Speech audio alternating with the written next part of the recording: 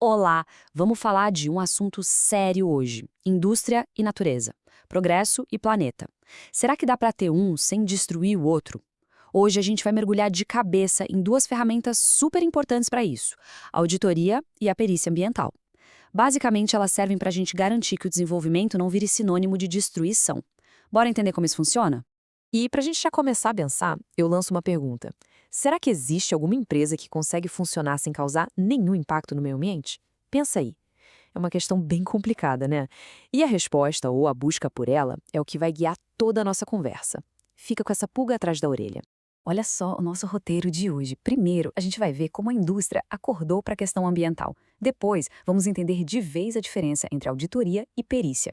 Aí, a gente fala sobre o papel do Estado nisso tudo, o que é a tal da dívida ambiental e, por fim, como essa responsabilidade cai no colo de todo mundo. Vamos lá! Beleza, começando pelo primeiro ponto, o despertar ambiental da indústria. Sabe, essa ideia de que a gente precisa ter responsabilidade ambiental não surgiu do nada. Para a gente entender por que precisamos de auditoria e perícia hoje, temos que dar um pulinho lá atrás e ver como a nossa visão sobre o planeta mudou. E mudou muito. Então, pensa só. Antes da Revolução Industrial, o pessoal olhava para a natureza e pensava: isso aqui não acaba nunca. Mas aí vieram as fábricas, as chaminés, a produção em massa e com elas um problemão. Poluição, rios contaminados, ar sujo. Foi aí que a ficha começou a cair de que, opa, peraí, os recursos não são infinitos e o nosso impacto é bem real e perigoso. E essa nova realidade, claro, criou novas necessidades bem urgentes. Passou a ser fundamental controlar os impactos ambientais, criar leis para botar ordem na casa, fiscalizar o que as empresas estavam fazendo e, claro, quando o estrago já estava feito, saber como medir e avaliar esse dano. Beleza, agora vamos para o coração do nosso papo. Vamos finalmente entender a diferença entre auditoria e perícia. Pensa assim, é o check-up contra a investigação. Parecem a mesma coisa, mas não são. E entender essa diferença é crucial. Então, o que é a tal da auditoria ambiental? Pensa nela como um check-up de rotina, sabe? É um processo super organizado de inspeção, análise e avaliação para ver se uma empresa está andando na linha, ou seja, se ela está seguindo as leis ambientais e controlando seus impactos direitinho, justamente para evitar que um problema maior aconteça lá na frente. Isso, para simplificar ainda mais, a auditoria é basicamente uma fiscalização técnica das atividades da empresa. O grande objetivo aqui é garantir que está tudo certo e dar para a empresa as informações que ela precisa para tomar as melhores decisões. E, claro, prevenir qualquer desastre. E aqui a gente vê a grande diferença, preto no branco. A auditoria, como a gente viu, é proativa, é o check-up para prevenir. Já a perícia é reativa. Ela entra em campo quando o problema já aconteceu. É a investigação, a CSI do meio ambiente, sabe? O objetivo dela é juntar provas técnicas para usar num processo na justiça. Resumindo, uma previne, a outra investiga o crime. Vamos pegar um exemplo prático para ficar bem claro. Imagina que aconteceu um vazamento de óleo. O que acontece? Primeiro, o incidente. Aí entra em cena a perícia ambiental. Um perito, um especialista, vai lá no local, analisa todo o dano, coleta amostras, mede o estrago. Depois, ele gera um laudo técnico, que é a evidência do caso.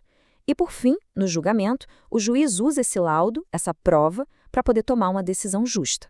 Certo, a gente já entendeu as ferramentas, mas quem usa essas ferramentas? Como elas funcionam na prática, num sistema maior? É aí que entra o Estado, com seu papel de regulador, o grande olho que tudo vê nesse processo. O Estado precisa ficar de olho em um monte de impactos que a indústria pode causar. A gente está falando de coisas como poluição do ar, poluição da água com resíduos, contaminação do solo, desmatamento, até mesmo consumo exagerado de energia. Basicamente, a lei diz que impacto ambiental é qualquer alteração que a ação humana causa no meio ambiente. E para controlar tudo isso, não é bagunça, não. Nenhuma empresa pode chegar e sair operando do nada. Ela precisa passar por um processo bem rigoroso de licenciamento. São 3 passos básicos. Primeiro, a licença prévia, que é para a fase de planejamento. Depois, a licença de instalação, que autoriza a construção. E, por último, a licença de operação, que finalmente autoriza a empresa a funcionar. É o famoso planejar, construir e operar. E não é porque a empresa conseguiu a licença que a fiscalização acaba, viu? Pelo contrário.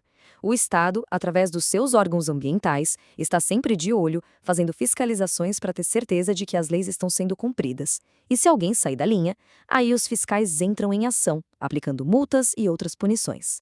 Agora a gente chega num ponto-chave, um conceito super importante, a dívida ambiental. Vamos entender o que é o famoso passivo ambiental. Porque o que acontece quando uma empresa, mesmo com tudo, acaba causando um dano? Pois é, ela contrai o que a gente chama de dívida ambiental. E o que é esse passivo ambiental? É exatamente o que o nome diz. São as dívidas que uma empresa acumula com o meio ambiente. É literalmente a conta que chega pelo estrago feito. É uma dívida com o planeta que precisa ser paga. Uma obrigação não só na lei, mas também moral, de consertar o que foi quebrado. E essa dívida não é só uma ideia, não. Ela é bem real e vem de várias formas. Pode ser na forma de multas, e geralmente são bem salgadas. Pode ser em indenizações para as pessoas e comunidades que foram prejudicadas. E o que muitas vezes é o mais caro são os custos para recuperar e limpar a área que foi destruída.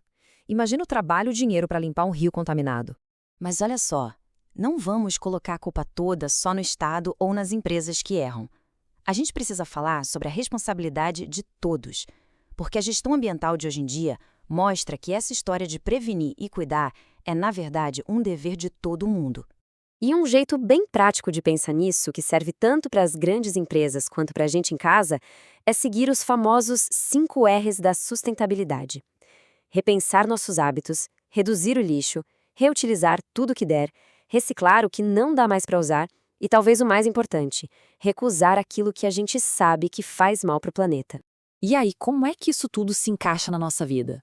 É só a gente se fazer umas perguntas simples. Por exemplo, a gente separa o lixo em casa? Já viu um rio poluído aqui perto? A cidade onde a gente mora tem coleta seletiva que funciona? São coisas do nosso dia a dia que mostram que estamos totalmente conectados com essa história. Então, no final das contas, por que tudo isso importa? Bom, a gente falou de auditoria, de perícia, de licenciamento, porque é com essas ferramentas que a gente consegue proteger o meio ambiente. É com elas que a gente controla as empresas, garante que vai ter justiça ambiental quando algo der errado e, o mais importante, que a gente consegue construir um desenvolvimento que seja sustentável de verdade. E para fechar, fica esta mensagem que é a mais importante de todas. Cuidar do meio ambiente não é só uma tarefa do governo ou das empresas. É uma responsabilidade de todos nós. É algo que a gente constrói junto todo dia. Começa lá em cima nas grandes decisões, mas termina aqui embaixo, nas pequenas escolhas que a gente faz.